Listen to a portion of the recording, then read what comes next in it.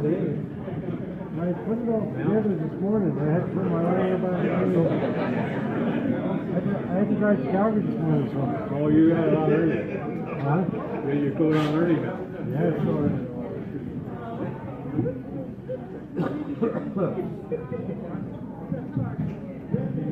Can I get you to say something? See if you're in the shot. I just need to do a sound test. Check 1, 2. Can you hear it, Caitlin? It'll be perfect. Okay, cool.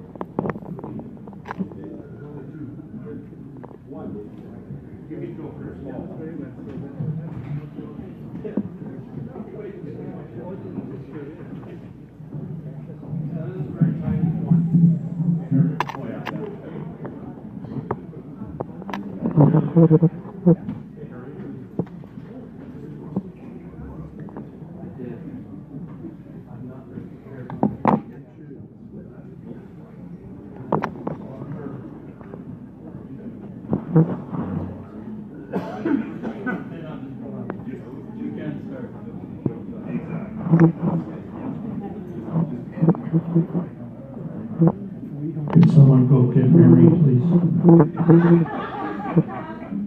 We can't start without her. Come on.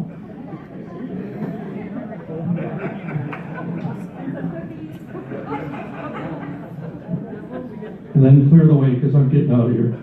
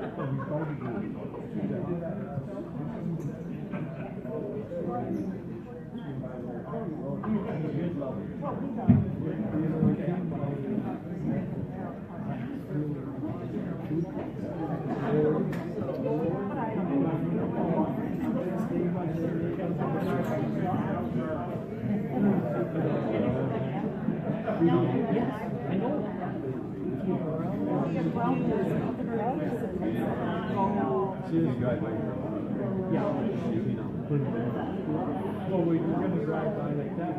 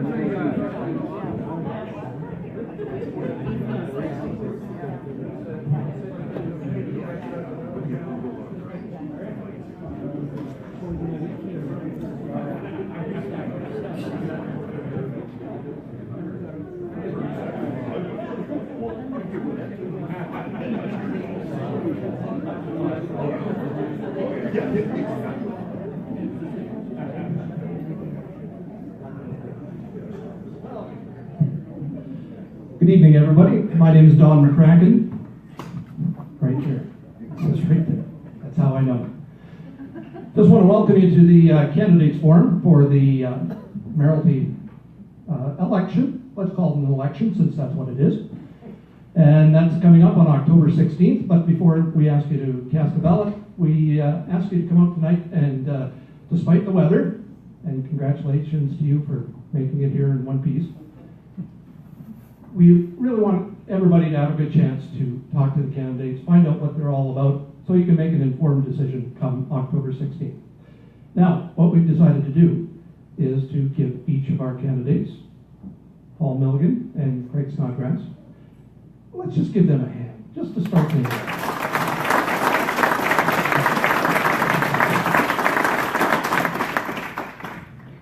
It takes a lot to run for council.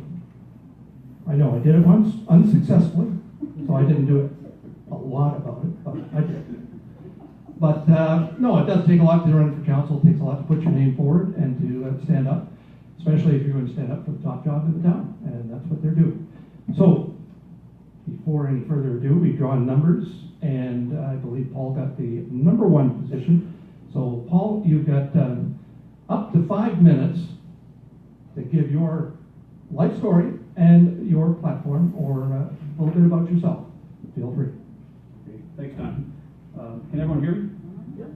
I had originally sent in quite a lengthy bio, and I guess we're changing it up a bit, so I'm doing both together. So luckily I brought the bio from my Facebook page.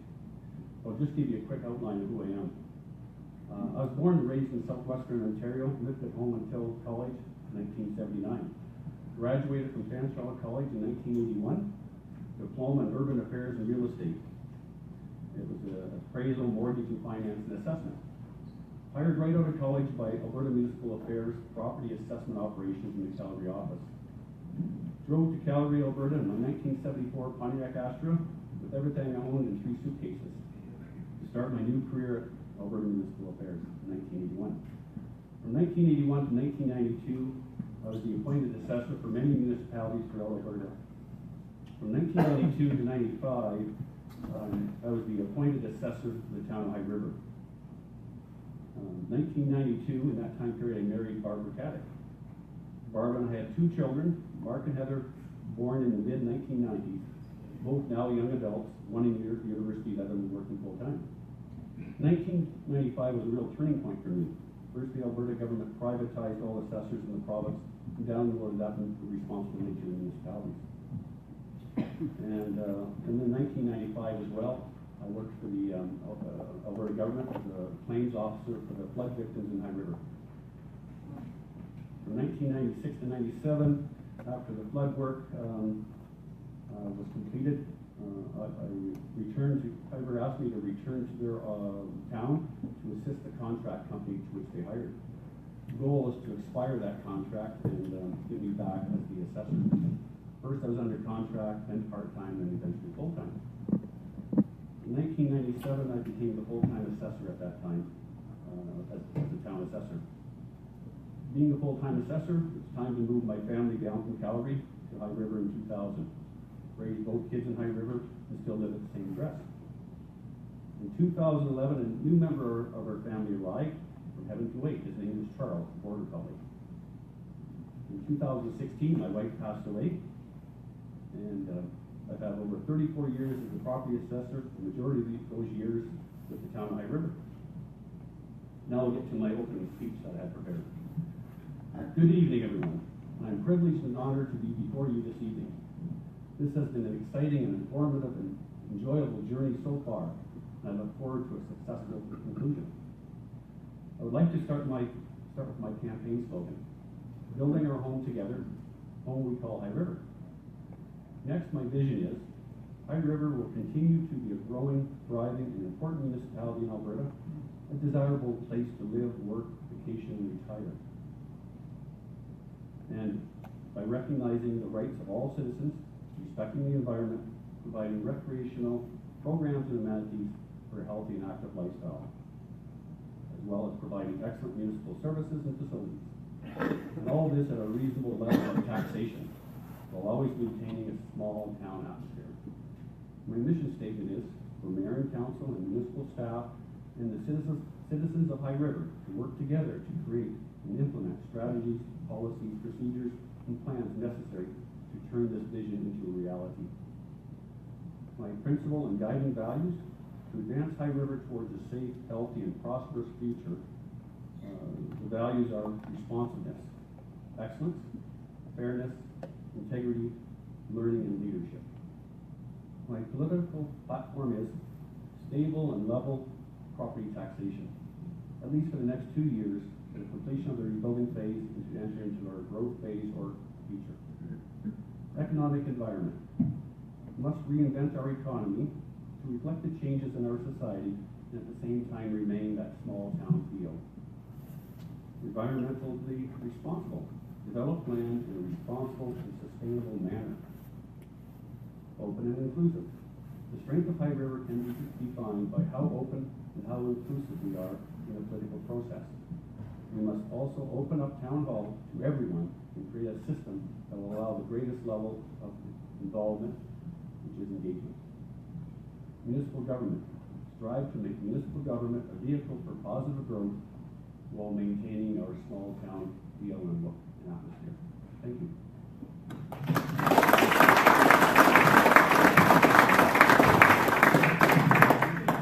And Craig? Thanks, Don. For those of you that do not read Mary Campbell's letters to the editor, allow me to introduce myself. My name is Craig Snodgrass, and I'm a fourth-generation High Riverite. My wife Lindsay and I are the owners of Lowry's Funerals, and we have one 3-year-old son, Oren. We've all been through hell and back since I stood here 4 years ago. We had a vision of our rebuild that focused on the future of our community. I can assure you that all decisions made were for the greater good of our community and its long-term viability. Any decision made is always met with both positive and negative feedback. Yet with disaster comes opportunity, and your council vowed not to waste any of that opportunity. Because of this commitment, High River is now the most well-protected community from flood risk in all of Canada, and also has one of the most beautiful and vibrant downtown cores in Alberta. I've been interviewed countless times from across Canada and the United States with groups that cannot understand how our community recovered so quickly. How did you do it? It was hard, but we had a fully committed and engaged community that made it happen together. Council makes the high-level decisions, but the real forward momentum comes from the community embracing the changes and the direction we chose. I want to explain why all of this is important to myself and Lindsay. High River is our home and where we enjoy our life. We opened Lowry's Funeral 6 years ago, and with its success and the success of this community, we are now building our own facility. Lindsay holds her master's in midwifery and has a dream of opening her own birth center in High River when Oren starts school. Our lives are here. For our community, the decisions that this council makes today are the decisions that our youth will rely on so that opportunities for them to have fun as kids, find employment, and then raise a family and enjoy life here in High River exist in 20 years. This evening I will speak the truth. I will not speak words just to try to put a smile on your face for a vote. On October 16th, it is your decision as to whether or not you are on board for this direction. Thank you.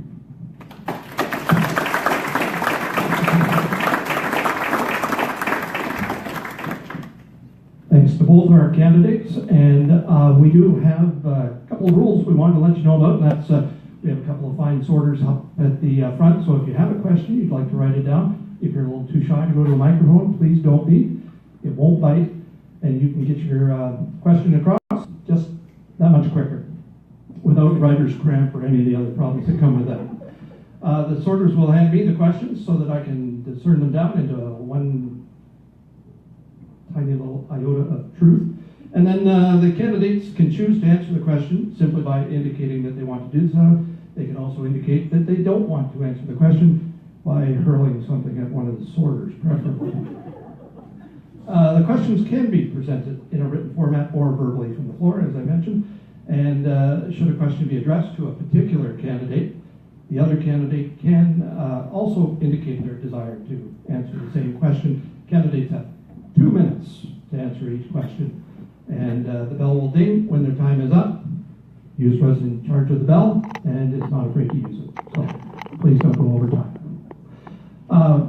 We do have some questions that came in. Actually, we have one that came from the floor right from the very get-go, and it revolves around noise bylaws and loud car mufflers. One of my favorite bugaboos. And does the town have a noise bylaw? And if so, will you enforce it? And it says to both candidates. Paul went first, so we'll start with Craig on this one.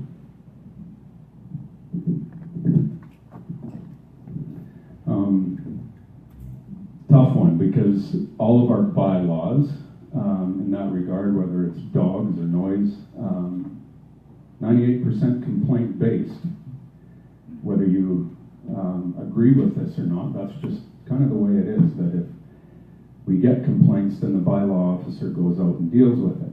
How to deal with that becomes very difficult when you're talking about vehicles. You know, I think our bylaw goes from 7 in the morning till 10 at night, unless it's construction. I think construction is a little bit earlier. A tough one to deal with, because if you want to start policing all of those vehicles and then mandating that they do something and change their mufflers, it's tough. It's not an easy thing. And to get the RCMP involved to do this, it's town bylaws, so it's really tough to put a lot of meat in it to fine people enough money that they'll actually make a change. Not much of an answer, I know, but it's kind of like dogs, that it's just the bylaw thing with noise complaints is very, very difficult to deal with, just because one person doesn't like it and guys' mufflers are too loud. It's tough. Not much. Yes, I agree with most of those comments as well, and I work in the office where Rick, the bylaw officer, works out of, and I see his frustration every day with these type of issues. They're very difficult to track down, very difficult to monitor and enforce.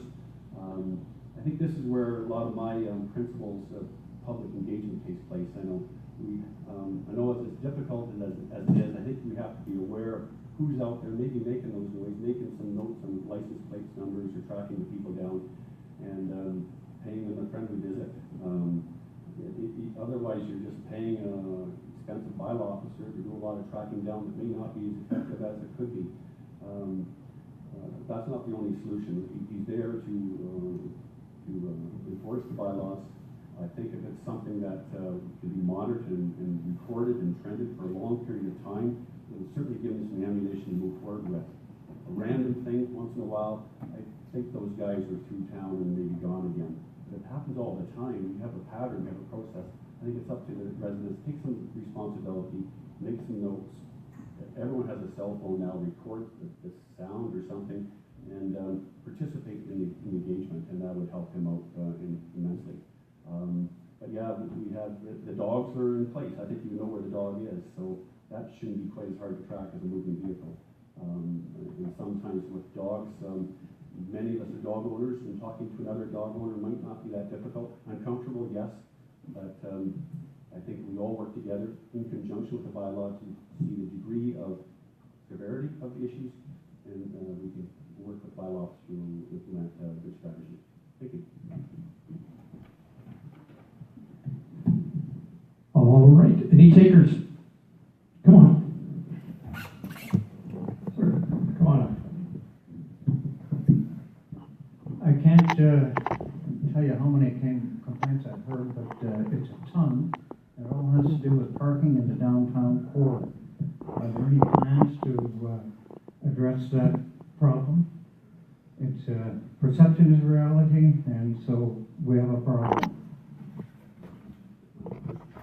Yeah, Paul, you want to take that first? Good question. I knew this would surface, and property assessor in High River, of course, issues usually always filter down to our department. We somehow have to justify and with the people of why this and why that. So we do hear a lot of the complaints at our level of the supervisor. There's not much we can do about it at that level. However, as I move into the possibility of a higher position in policy enforcement or more policy procedure creation, parking is a definite issue.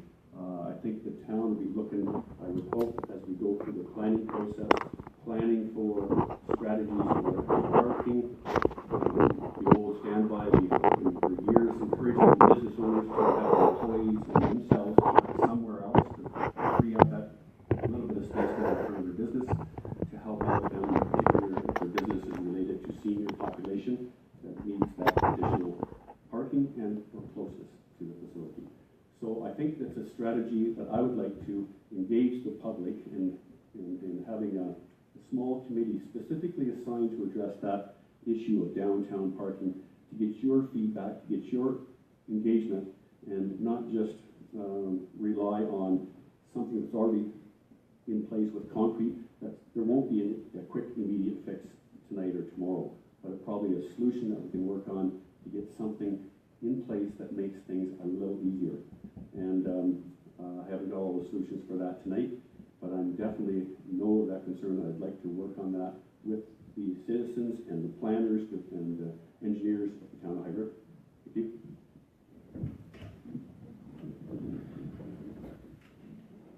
Good question, Don. I'm glad you brought it up. Shocker that this one came up. So when we changed downtown, this was part of the opportunity that what this town had been doing before, with the design before, it was not working. We knew that for decades. We had to do something, we had to change. So we changed to much more pedestrian-friendly walkability community where spill out from retail businesses, restaurants could spill out onto the streets. As far as actually dealing with the parking issue, we have been very, very lax on enforcement of the parking due to construction and everything else while we got through that. That's past now, so we need to start getting heavy on it. Bruce will tell you more how heavy he wants to get on it, but I'm not there yet, but I think a 2 or 3 hour parking limit downtown is something that we really need to look at after we get the parking strategy done that includes the CP lands. We have the CP land study done. There's about 70 new stalls in there. We put 45 in the one beside the museum. That's where employees can go and park. Leave the streets out front available for patrons.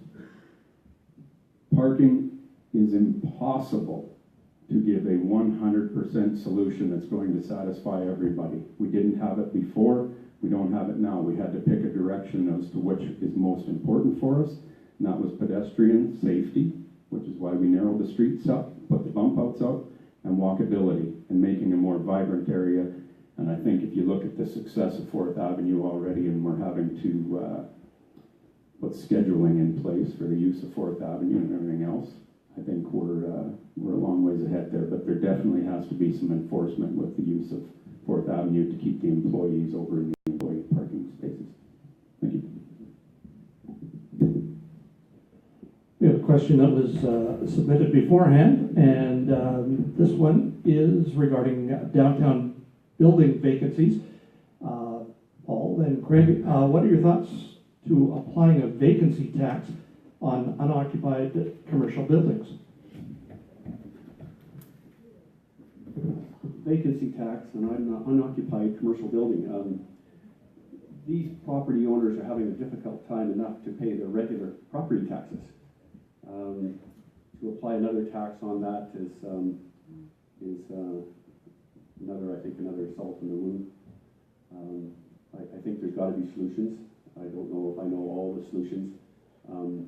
As I drove here tonight, I live in the southeast. I drove down 12th Avenue.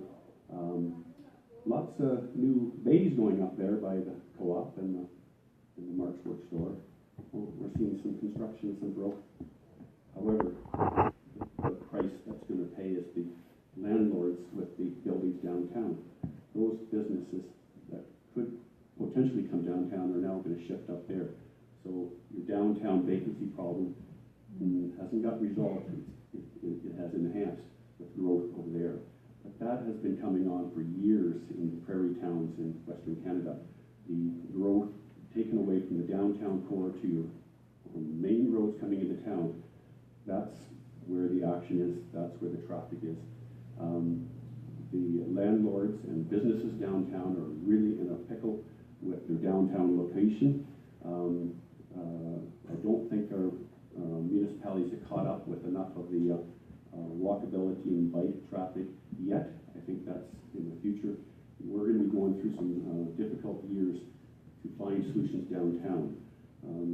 Futuristic solutions I would see is populate downtown with people, live downtown. Some sort of high-rise complexes downtown where there's lots of people living because the retail's not going to be there. It's going to be on the outskirts. Have a multicultural facility that attracts people downtown. Use that space up in that capacity. Sports complex, those are big drivers to the downtown core. We're in no way anywhere near a Calgary. The Calgary is fighting hard to keep this saddled over whatever new arena you have in the downtown core for that reason. Thank you. Great. Sorry. Yeah, putting a vacancy tax on any of these landlords to try to force them to do something, I do not think is fair at all, and I don't think it'll fix anything. You know, I don't believe that our downtown businesses are going to go up there. Those are different business opportunities that exist on 12th Avenue. Downtown is unique. Downtown is the heart of our community. And we're seeing businesses want to be down there from the 12th Avenue area. You look at Sheena's Sweets. She was up by McDonald's, wanted to be downtown. She came back down. Kathy Bradley Insurance was up on 12th Avenue, had all the parking in the world. She wanted to be downtown. She came downtown. When you do large-scale change like this, you are going to have attrition. Some businesses wanted to stay, some wanted to leave because they felt they needed better parking, so they went there, and they're successful because of it. That's your own business decision to be able to do that. Concerning downtown vacancy, post-flood, we had 110,000 square feet of available lease space. That's an enormous amount when you think that the high pre-flood was at 32,000, the peak of vacancy historically. Right now, we have gone from 110 to 51,000 square feet. It's working, but it does take time. Downtown High River, after the destruction it went through, we are at a startup business type scenario. To think that it's going to improve or to try to force landlords into doing something, it's just not the reality. We have to see this thing through. We have to stay committed to the plan. This council has been very forthright with what that plan is, and I plan to continue on with that plan. Thank you. If anyone has a question they'd like to, yes, sir. I'd like to, sorry, If you wouldn't mind.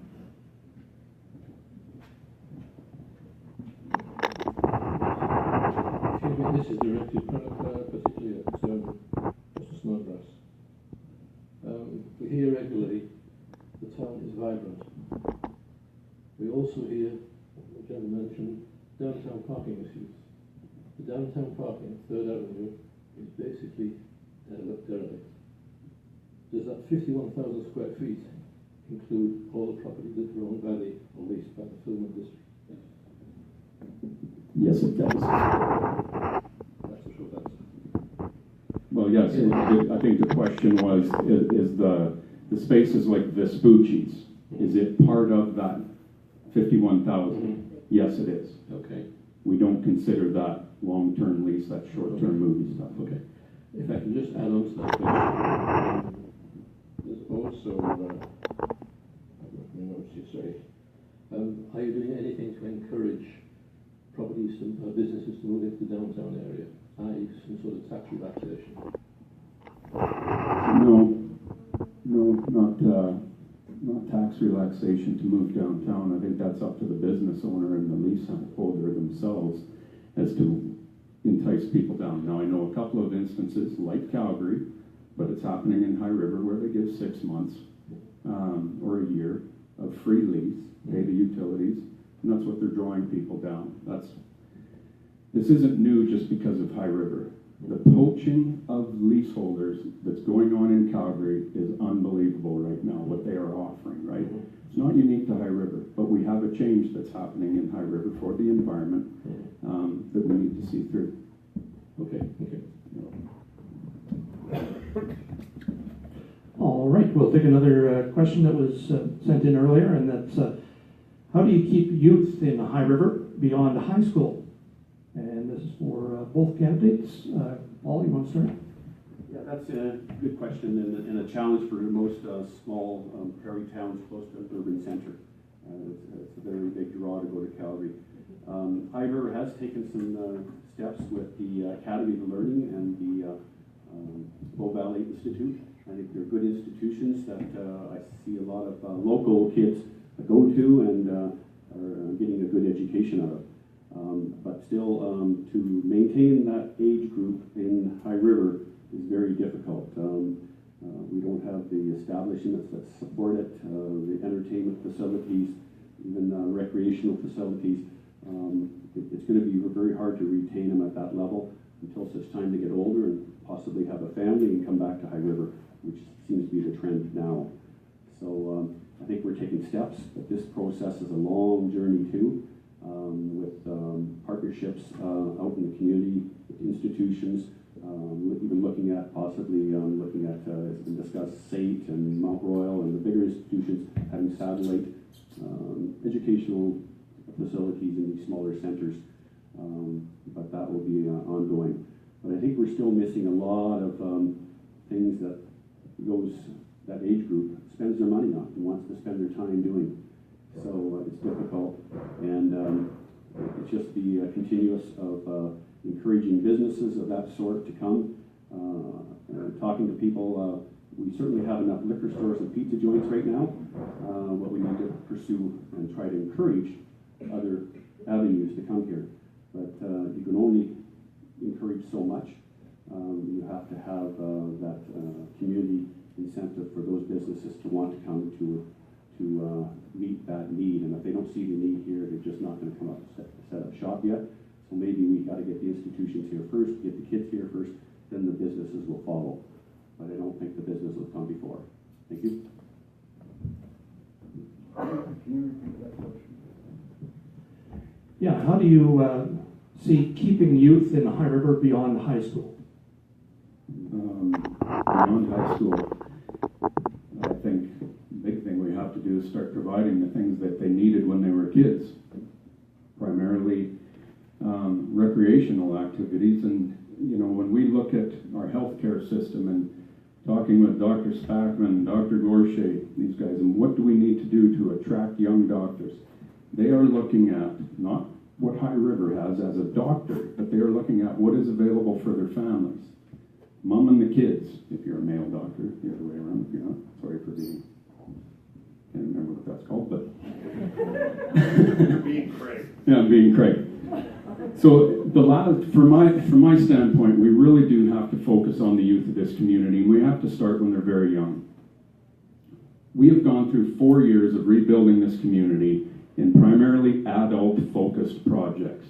Safety with berms and building downtown, large scale, a ton of money being spent to protect this town and make it safe so that families want to move here. And we are already seeing that they want to be here.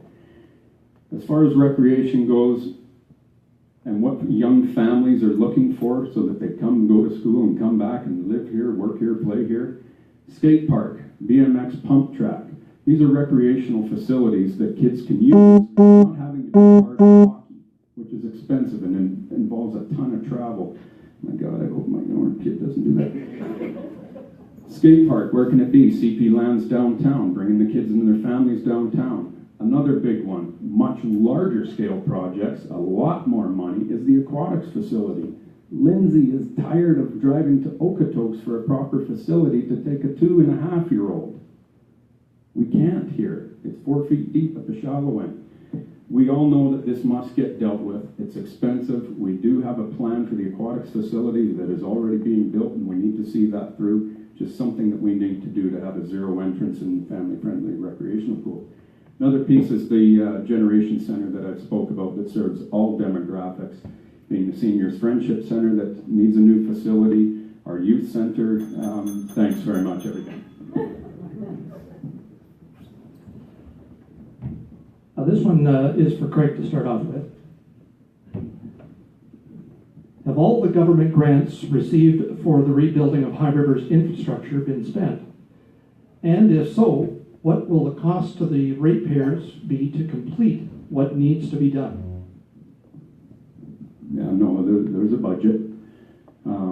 We have gone from about a document that's pages this long and about 5 pages of size 2 font worth of projects.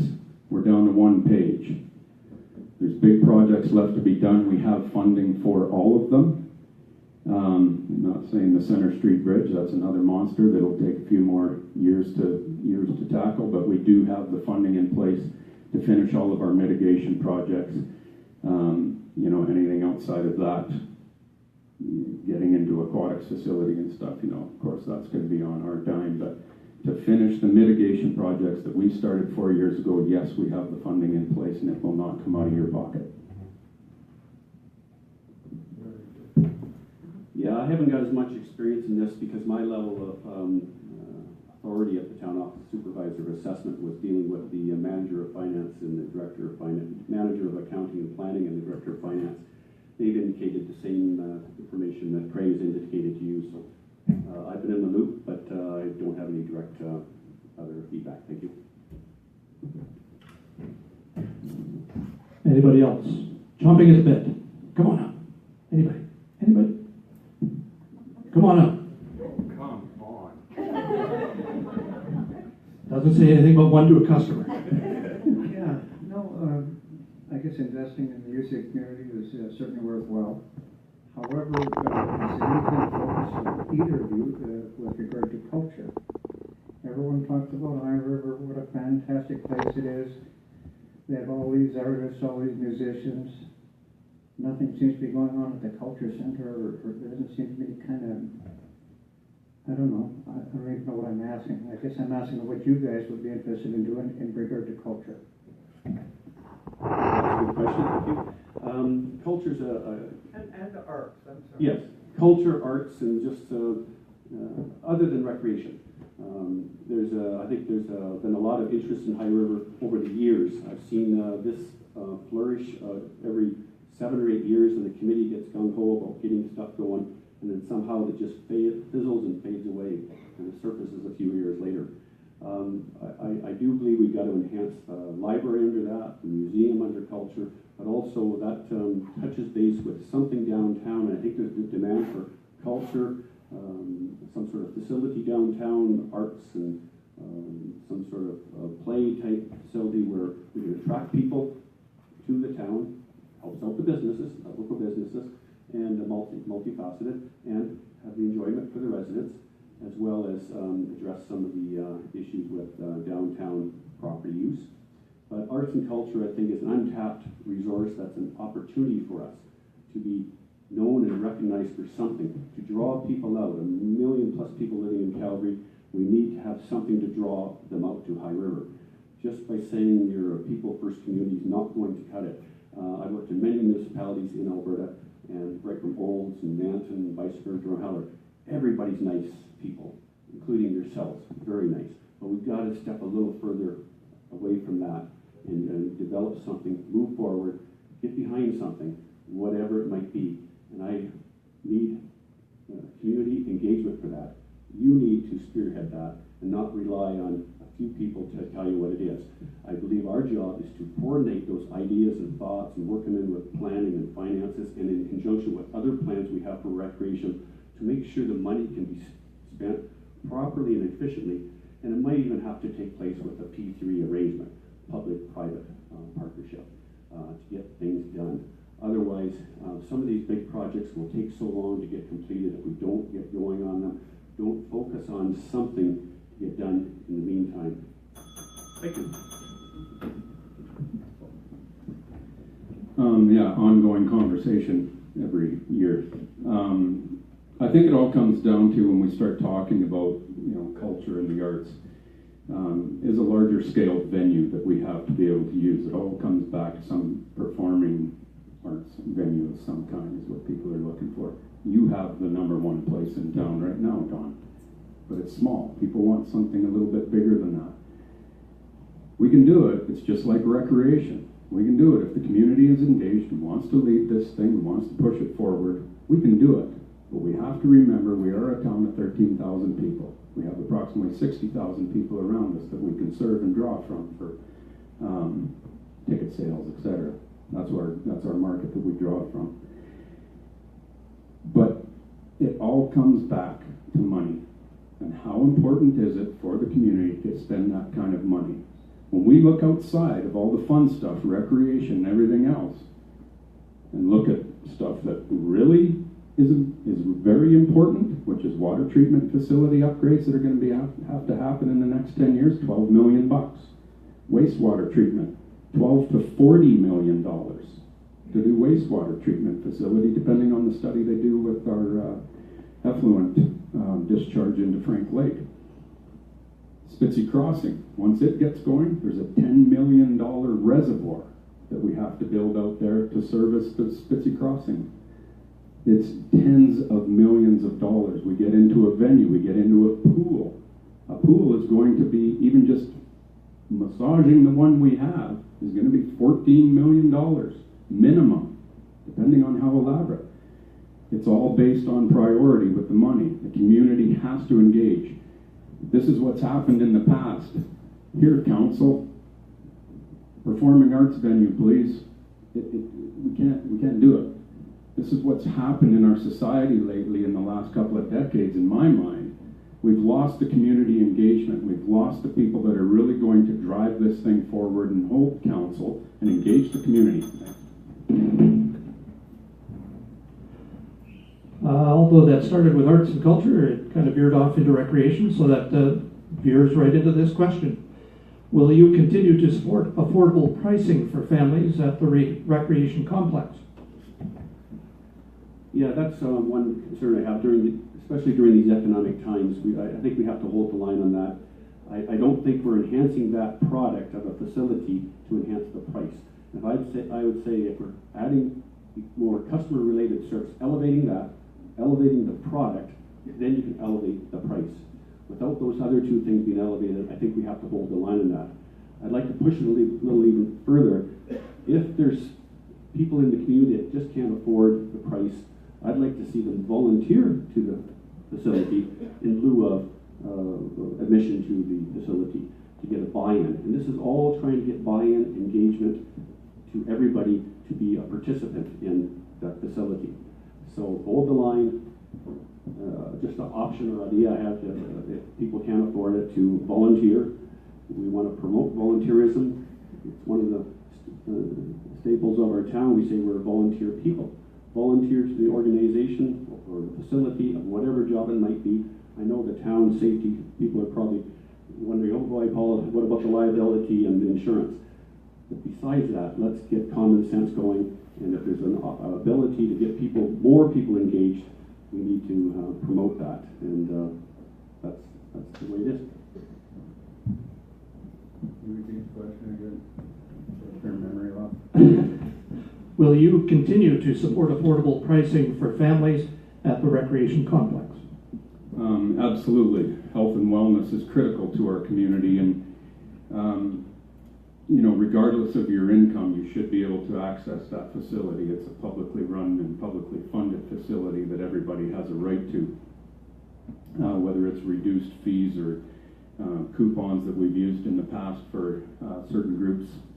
I'm 100% as long as we can get you down there. I want you to be in there and using it. The rec center, everybody has to understand what that building costs us. Recreation is expensive. Just the operations of that facility is an $850,000 loss every year that the taxpayer has to fund just to operate that facility. So recreation is not expensive, but it's that important to us and to this whole community with health and wellness that people have to be able to access that. And absolutely, I will always, Emil will call me a socialist again, but whatever. John Meal, remember him? He was fun. Would anyone else like to come up to the microphone? Paper airplane, a question up here? No? All right, well, I'm up again then. I didn't write this, but it says, I recently read that the town is interested in acquiring back land that the province acquired after the flood. I'm interested to know if this occurs, what plans does the town have for the Beechwood area? Right, you're up first. Floodway, that's it.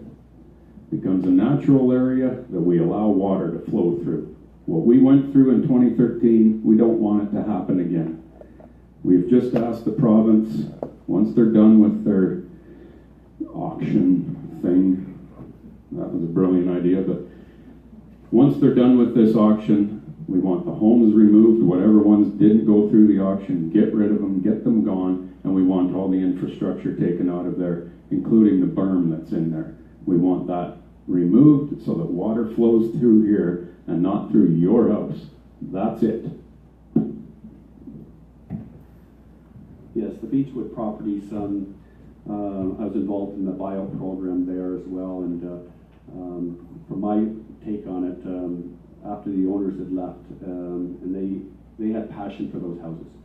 And if there was any ability for them to move them economically, they would have. The Alberta government's trying to auction them off, and it's very unsuccessful. It's just not feasible to move those houses. They probably should have had the hard decision made to demolish them right off the bat, get on with this process, so it's not dragging High River, taking so long for this flood to stay around. Once that land's taken back to the natural state, it's for floodway. However, when we look at Wallaceville, the same type of scenario, properties that were there, eventually taken back to the natural state, floodway, there's going to be a lot of demands from you folks sitting, looking at that land for surface usage. It's going to put a lot of pressure on council to come up with, is that all we can use that property for, floodway? And I know we've kicked around a lot of things. How about surface usage of soccer pitches and ball diamonds and things that we can use in a pocket of it? And there's a lot of different dog parks. A lot of different needs will come forward because the town needs land for some of these bigger projects. People say, look, why not use that? If there's a flood, we'll get those kids off that soccer field and off they go home. So there's going to be challenges for potential opportunities there. And I think the community will have to work with the council and mayor as to what the real needs are for safety, and if there is an opportunity for something in the future, is what could be handled out there. But it's a lot of land. Going once, going twice. They're a quiet group tonight.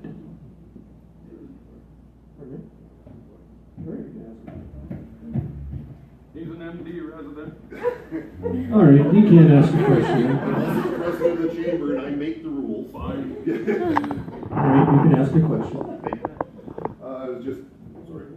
This question would be for both candidates. In the northwest quadrant, there's a little sliver panhandle of MD land that has become a political hot potato on both MD election and in the town's election, I believe. I think at times both councils may have looked at the others that you deal with it, so I would just want to hear either candidates' comments as to any potential strategic visions they may have for those properties, because they do impact the future growth of this town. Being right along Highway 2, we need to be in control of some of that property. So how, if you're successful, how do you plan to approach those properties? That's the property I'm referring to. Has been sitting up there vacant for quite a while, and either rural grounds. Well, no, in the northeast. Or northeast. So it's along Highway 2. Oh, there's the panhandle where yes. the gang is. Yeah, that's going to be quite a controversy to resolve. I think that what we need here is have cooperation and communication with both levels of governments, the town and the MD, to resolve it with our overall structure of that lands up there. In particular, annexation lands will have an impact on that as well. But before you tonight, I haven't got a confirmative answer answer to resolve the issues. If it's been that difficult for that long, I don't think either one of us is going to resolve it tonight, but we're certainly on the radar, and I'd certainly be willing to work with my colleagues at the MD that I have in the past to resolve it. Thank you. Yeah, good question, Steve. So we've, that area, which is on 112th Street, I think there's 8 or 9 acreages along there that are in. Most people in this town, anybody driving by, thinks it's High River property. They don't realize it's the MD, it's the town of High River. It's part of the gateway into the community. There's a number of things in play with that. Number one being the slip ramp access that comes off the highway that the province wants us to take out some point in time.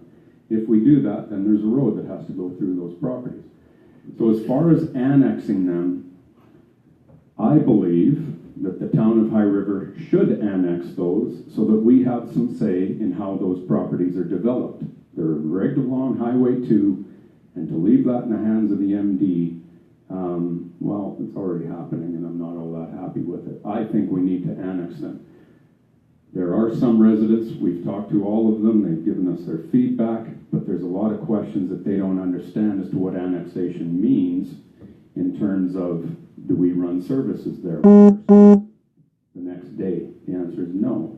When they're developed, they want to do it, then we will make that happen, but we don't pay for it, development pays for it.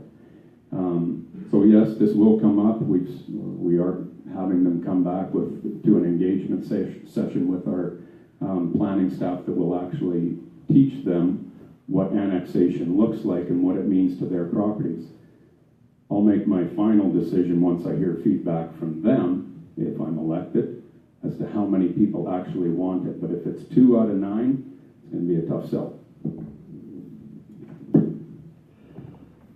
This next one has to do with communication, and what are your views on how to communicate with the public?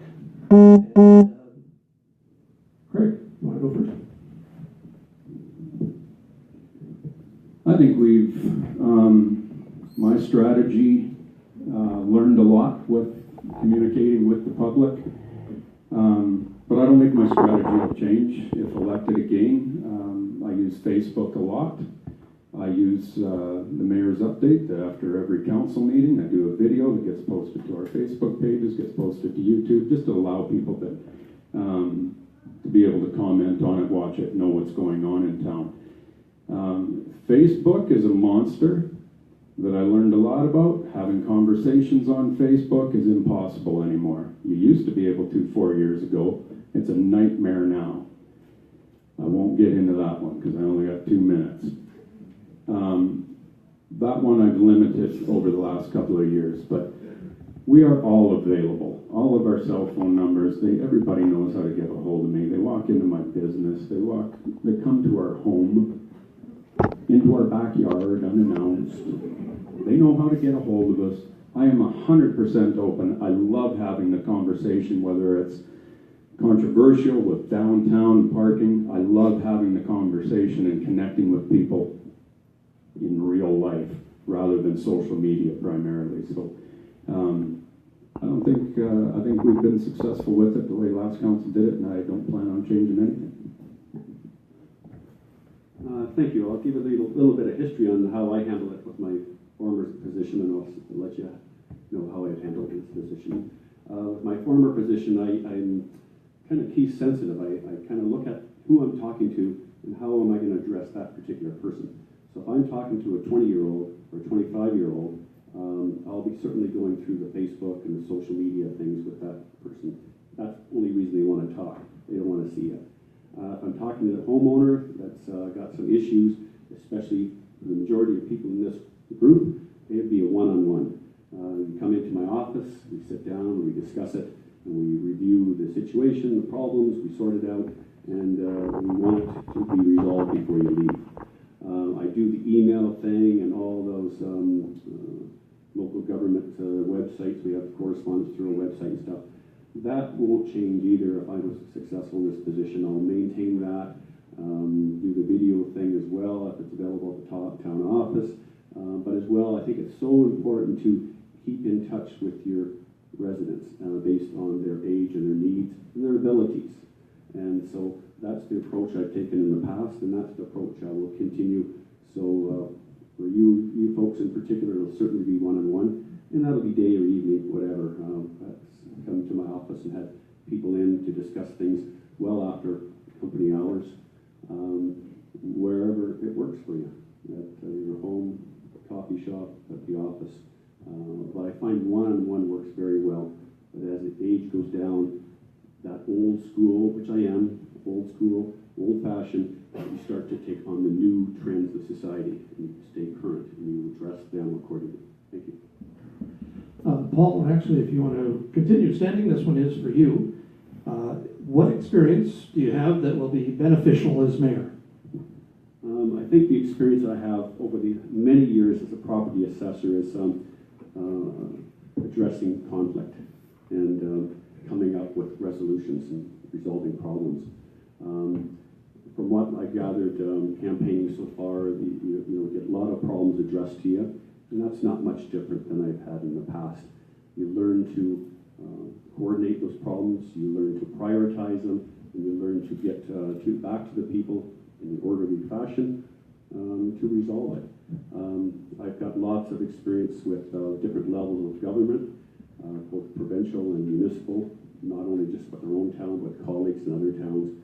So it's just a matter of trying to stay focused with your agenda. Thank you. That's all the questions that we had sent in before. Hey! Did you want to answer that question, Craig? What was it? I'm sorry. It was for Paul, but you can answer it. Certainly, you can answer I can sit down. No, you can. Feel free. Let's not fight about it, all right? Conflict resolved here, Paul. Let's not fight. Courageous conversation. Is it okay? Yes. Yeah, thank you. So yeah, this kind of stuff, right? You got to deal with the press. Learned a lot. So Paul's absolutely right. When you are the mayor, you are the go-to person. People come to you. They'll go find Bruce and Emil and everybody else for specific things, but when it's heated, they come to you. And I'll be honest, I made a lot of mistakes, and I've learned a ton as far as conflict resolution, having proper conversations, and engaging people to be able to come up with a solution. But sometimes there isn't a solution that will appease them. Sometimes the council has to make decisions, and when you make decisions, you are going to make some happy, you are going to tick some off. That's just all there is to it. The way I view it, we take all of the information that we are given on any specific topic, whether it's from consultants, from residents on both sides of the fence, you take it in, but at the end of the day, there's 7 votes behind that bench, and you have to be confident in yourself and what you're doing, and having the greater good of the community leading that decision, not somebody's personal interest. As far as the mayor's position with council, with administration, it's definitely a leadership position. You have to instill trust in your council group, along with the CAO, who is your one employee. You also have to be able to encourage safe and courageous conversation. If everybody in your council group and your CAO and staff, when you have bigger meetings, if they don't feel that it's safe to be heard and they're going to get shot down, you are in trouble and you are missing something. I think that's something that I've learned a ton about, that I got better at over the years, and it's probably one of the biggest assets that I bring. My biggest priority is keeping municipal affairs out of that building like they are in a couple other communities close to us. We had an excellent council team last year. I know the next one will be just as good, but it's the mayor's position to lead that team and create trust is absolutely the number one priority first. Thanks, Craig. Caitlin, did you have something?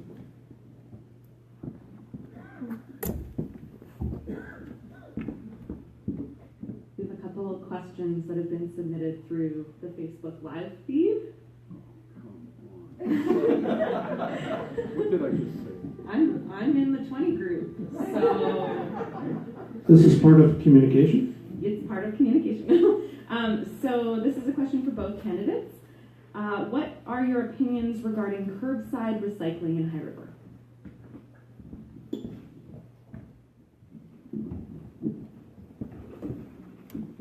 Curbside recycling, I'd like to see it come, it doesn't increase taxes too high.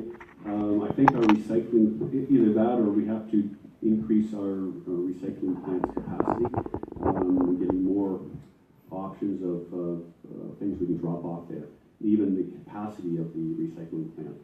So recycling, it's working in other municipalities.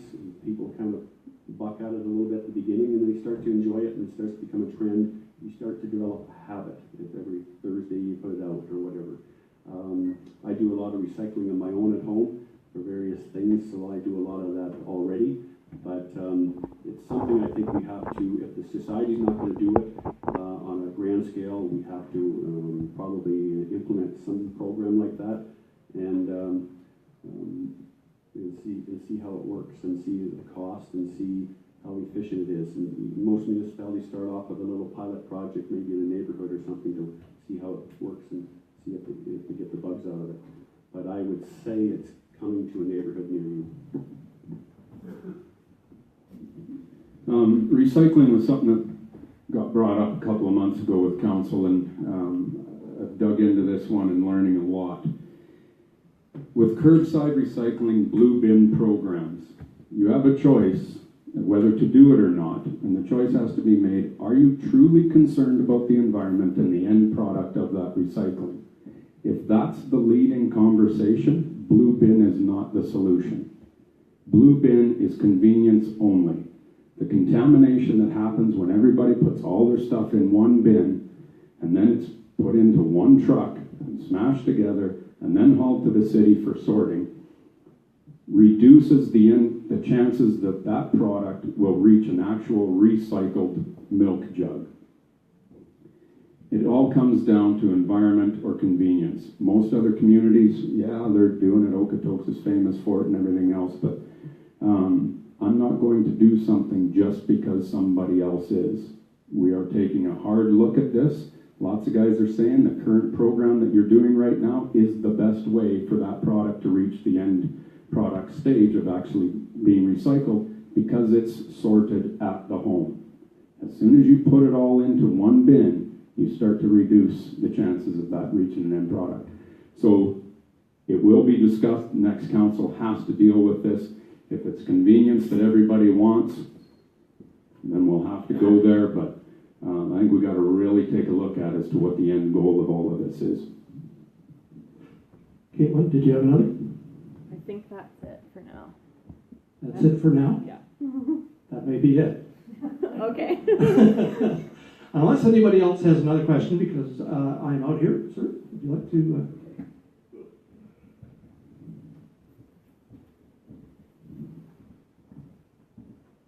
Now for something totally different. What's the thoughts of both parties on the upcoming proposed boundary changes, and how you think it will affect High River if it goes from Highwood to, I can't remember the name of it, These are the provincial election boundaries? Yeah. I believe High River is right now part of, with Nanton and Claresholm under what's proposed. And Okotoks, Black Diamond, Turner Valley would be together. So that's, from my understanding, what it would be. Would either of you gentlemen like to tackle that? What effect it might have on the town? Yeah, I've thought about this, and I've talked to Wayne Anderson about it. I personally, as far as the town of High River goes, it's not going to change much, if anything at all. It's still a community of human beings. That doesn't change, and that's what all decisions get made on from where we're at. As far as the MLA is concerned, you know, whoever that person is, that's our go-to guy. I don't think a boundary change actually affects anything. It doesn't change the MGA book, I'll tell you that much. So I don't think there's any effect at all to it, other than we are the Highwood and I want to be the Highwood. Yeah, I don't know how if it's going to have a big impact on High River. I know, and I don't follow provincial politics enough to know who's going to get the votes or how the votes can be split and all that stuff. That's their business. And that's where they're probably getting most of the controversy and conversation over. Of course, there's always a comparison of we're closely related to the zoning or development of Okotoks, but I still think we're going through enough rebuilding and growth plans for our community that we're looking at pretty well making sure that we do it right for the town of High River, and that boundary change shouldn't have any direct impact on that type of process.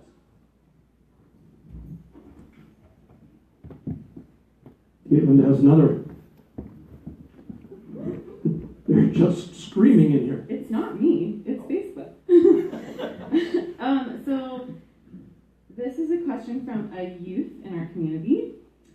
How do the candidates plan to share the importance of agriculture?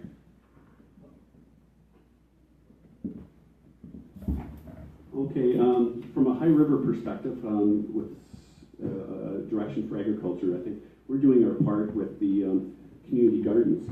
We're introducing families and youth to be able to participate in the community gardens, growing their own fruit and vegetables, and that ties into a knowledge base of agriculture.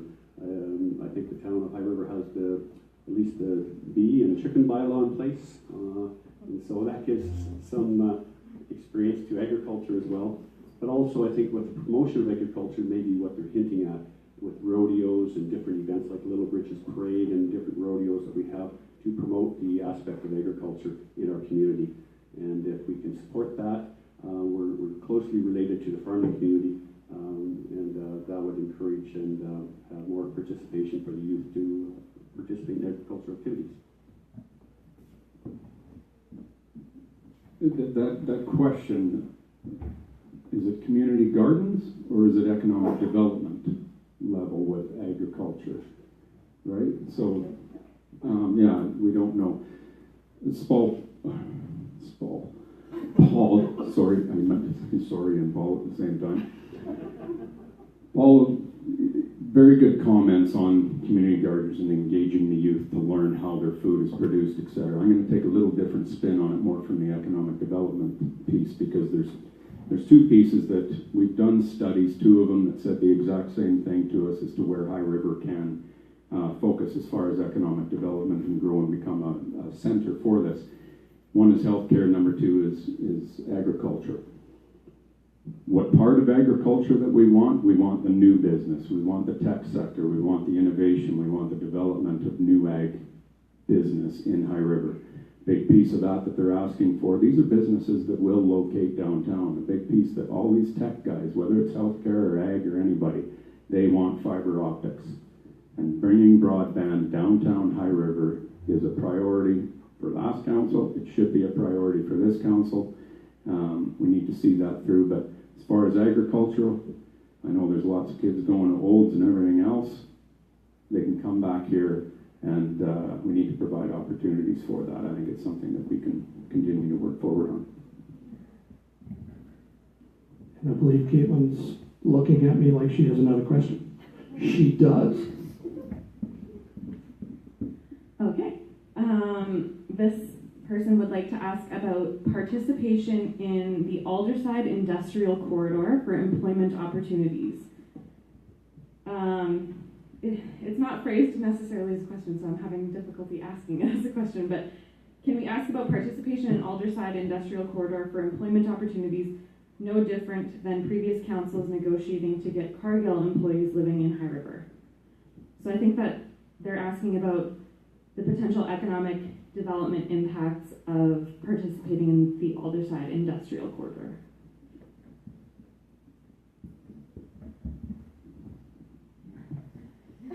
This is the trouble with Facebook right here. Because it's very hard to figure out exactly what they're talking about without having a real conversation. So as far as going up Highway 2A and the employment opportunities that are up there, you know, we are a part of those discussions with the MD of Foothills, but we don't have a lot of say in what they're doing up there. That's all through the MD of Foothills, and I'm just confused with where she's going with the question. If you want a job up Highway 2A, you kind of got to go look for it. The town of High River isn't any part of that, but I'm just not sure where the question's going. I guess Facebook. Yeah, that's a different one, difficult question. I'll try to maybe put on a little different spin just to see if we can cover some of the interest that the participant has. First off, we need to have housing in town that if they get a job up there, they can come back to High River and live. From just my experience driving by those buildings, right now they're more warehouse distribution, so those jobs are probably in the $19 to $24 range job. We have to have affordable housing to do that. If the youth is asking it, they're probably just ready to move out of their home for the first time and get a place or apartment. I think our local schools or post-secondary schools hopefully can help them get an education here, that they could go up to Aldersyde that's not too far away to get a job. As far as the town of High River municipal government promoting them, it's very difficult to do other than if we supply the services and amenities to which the business will be attracted there to grow. But I would rather encourage that type of business to move in our industrial park that's been sitting since the late 70s and early 80s, to have that type of construction put here, and then we can have them employed on site. And with our FCSS or other family community services that we provide, we can try to engage them in employment.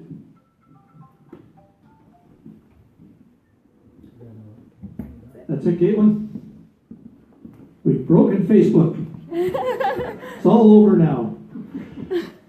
I actually have a question that's regarding growth management boards. In speaking with Larry Spielak, the MD mayor, still not used to calling him a mayor, but he has obviously big concerns about being forced into the growth management board that involves Calgary, having their decision-making on planning taken away from them by the much bigger center.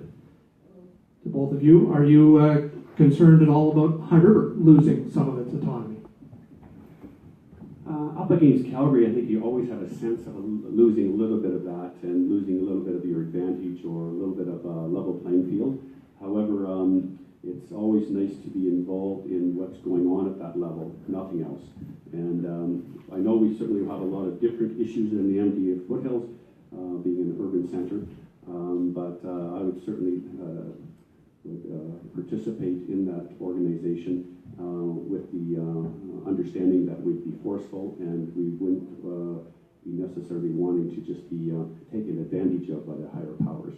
And we go for communication and directive and working with that board in a responsible manner for our advantage from services and direction and planning on the information we could get from that.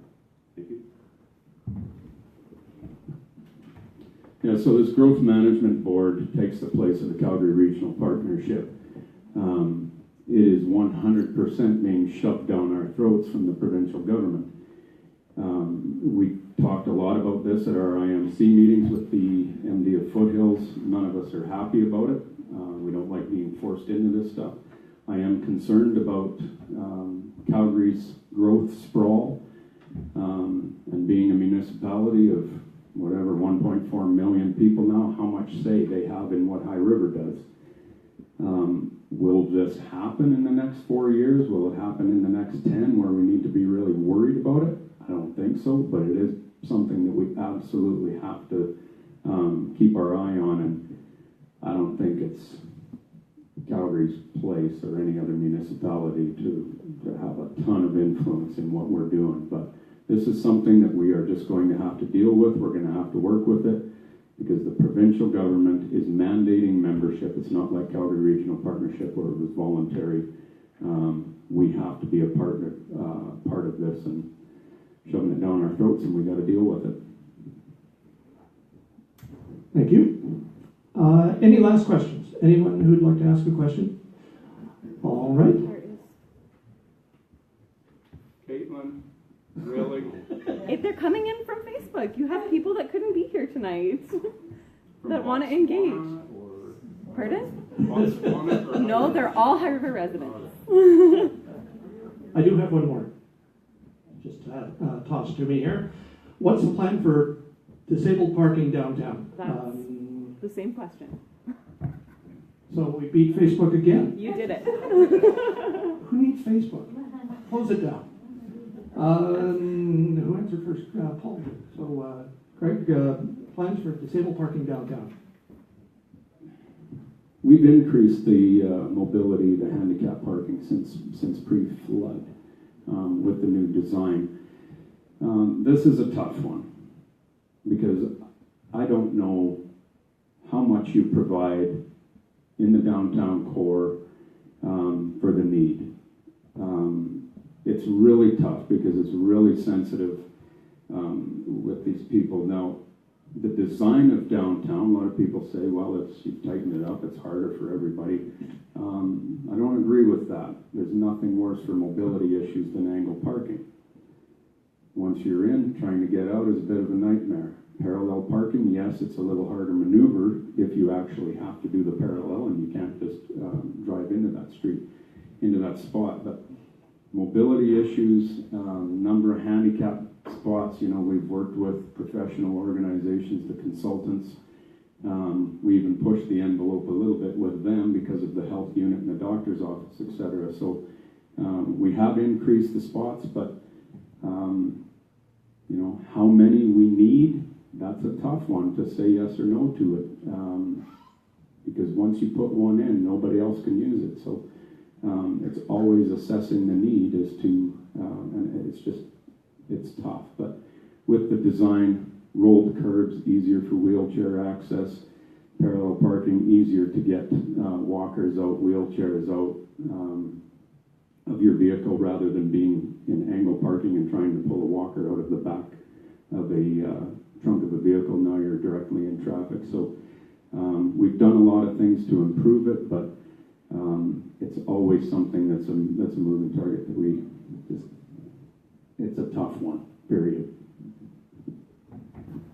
From my experience of, I do a lot of bicycling downtown High River here, and with that you're able to really see the landscape of your downtown. And I've seen a lot of those signs around. My question would be, what businesses really need them, and how many people are using them to find out what's the best scenario to placement, and see from the customer or the user groups, what would they like to see and how many and where they want them put. They're the ones that would be requesting this type of information, and they have the need for it. So I would go after the group to find out from the group, also from the doctor's offices, see how many clients they have and maybe some of the challenges their clients are facing with the placement that's already there now. Maybe it has to be adjusted somehow. So there again, this is coming back to public engagement, providing the policymakers with your information rather than say, put them up there, and if we don't like it, we'll just complain about it and change them up again. This is a really good opportunity for engagement, and that way you have a participation in the decision, and it's a shared process. And they're out there. I don't know the answer either, how often they're used, how many they're used at the right spot, or if they're used by the handicapped, disabled after hours, if they should be opened up after hours, different things like that. So there's options to look at, so they're not just such a inflexible type of parking situation when our interpretation that parking is limited to begin with. Thank you. All right, one last call. Nope. Everybody, Caitlin, you're good? Excellent. So we're pretty much at the end of the evening here, and each candidate now gets up to 5 minutes to make a closing statement, and we'll go in reverse order from when we started. Paul was first off the get-go at the beginning, so Craig, if you'd like to start us off. Our mission statement of doing it better, being innovative, and daring to be different were not just words, but an action that we took into every new project. The next 4 years are going to be an exciting time, and this mission statement should not change. With large construction projects behind us, there is a new energy within this community that is felt throughout town. There are new home builds, new commercial construction, and new developments happening in every corner of this community. This did not happen just because council made some phone calls. It happens because people can see what type of community we are and they want to be a part of it. Growth, in my mind, is a dangerous measure of a community's success. A measurement of growth often comes with selling your soul to whatever falls in your lap that day. Although harder to measure,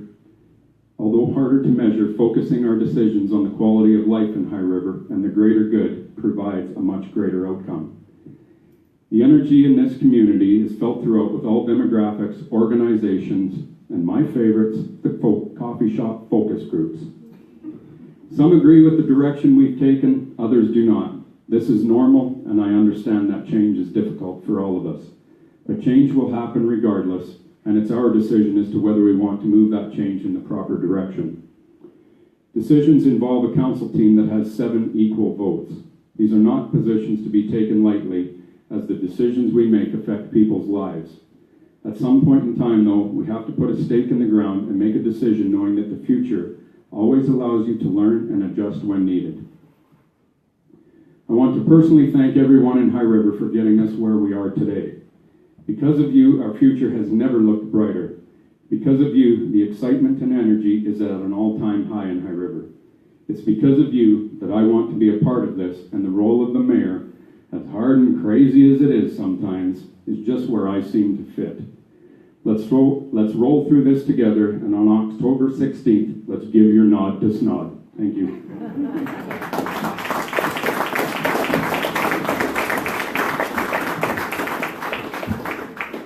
And Paul Milligan. My conclusion starts tonight by encouraging you to continue your involvement with the town. Keep engaged, as you have proved by coming out in such a wintry night. I applaud you for coming out of the flood years with determination and strength, but I caution you to stay positive. Don't let negativity take hold. Understand that we are in the process together for High River by keeping the citizens healthy, safe, employed, and active. I find moving into the next phase, or the phase we might call future, as the new normal for High River, exciting and challenging. I will work hard with the elected council, town administration, and staff, and will promote engagement of all the citizens of High River. In the end, the mayor has an equal vote and is an equal member of the council. Additional mayor duties I will carry out in a professional, ethical, transparent, and approachable manner. I will apply my supervisory skills and municipal knowledge to lead the council members in a cohesive manner and provide them with the necessary tools and resources they need to excel in quest for a meaningful contribution.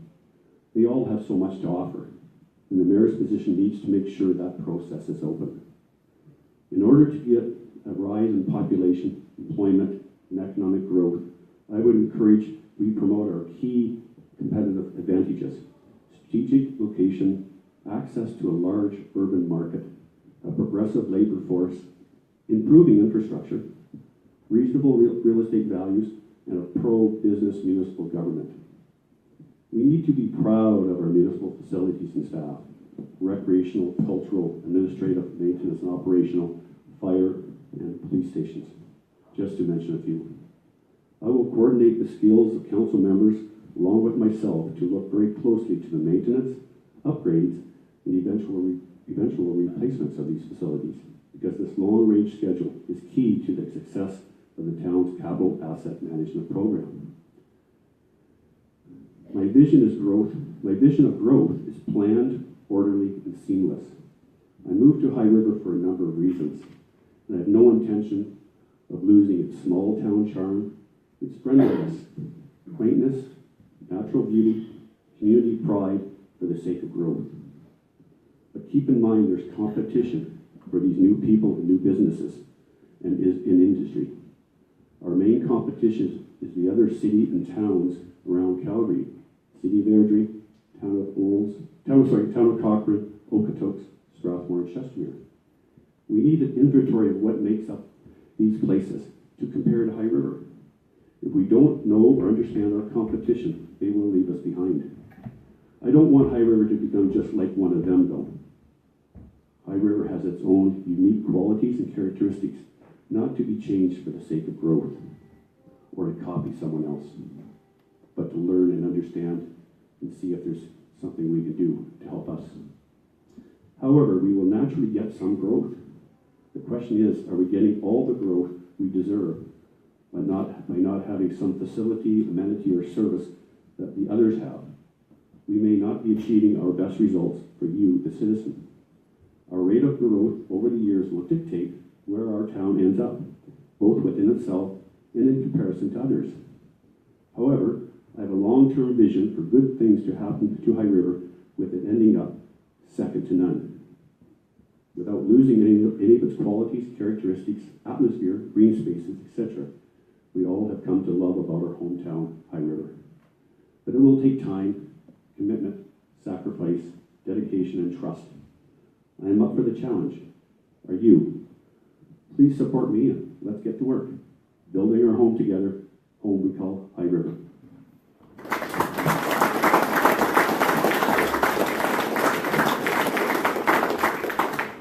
Well, thanks to both our candidates, Paul Milligan and Craig Snodgrass, and thanks to you folks for coming out.